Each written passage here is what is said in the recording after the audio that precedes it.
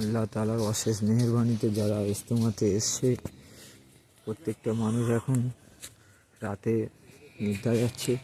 তো আর কিছু মানুষ দেখছো এই শীতের সময় প্রায় টেম্পারেচার 12 ডিগ্রি সেলসিয়াস, সেই টেম্পারেচারেও মানুষ কিন্তু অজু করে এবং তাহাজ্জুদ আদায় করার জন্য যাতে আল্লাহর কাছে দোয়া করতে পারে সেই জন্য উঠে অজুখানার দিকে রওনা দিয়েছে ইতিমধ্যেই। তবে 90% মানুষ এখনও ঘুমের মধ্যে মগ্ন আছে। তাদের ঘুম হয়ে গেছে, তারা নিজেদের জরুরত ফারেগ হওয়ার জন্য এবং অজু করার জন্য তারা মাঠের দিকে যাচ্ছে, অজুখানা এবং বাথরুমের দিকে তারা রওনা দিয়েছে।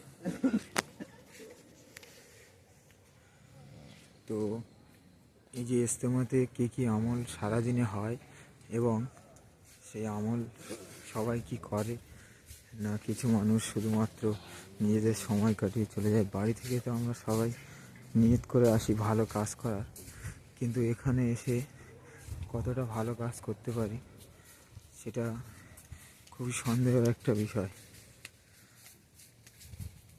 এখানে 90% মানুষ এখনও ঘুমাচ্ছে।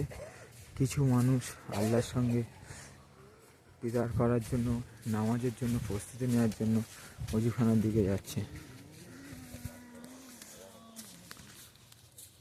এই যে দৃশ্য দেখতে পাচ্ছ, এটা ইজতেমাতে না এলে কখনোই বোঝা যাবে না যে কিছু মানুষ আল্লাহর প্রতি কতটা তাদের মহব্বত রয়েছে এবং তাদের যে দুনিয়াদারি কোনো কিছুই নেই, কোনো কিছু দুনিয়ার কোনো মহব্বতই আল্লাহর মহব্বতের কাছে যে মাথা নত করতে করাতে পারবে না তাদের, সেটা ইজতেমার মানুষরা বারবার প্রমাণ করে দিচ্ছে।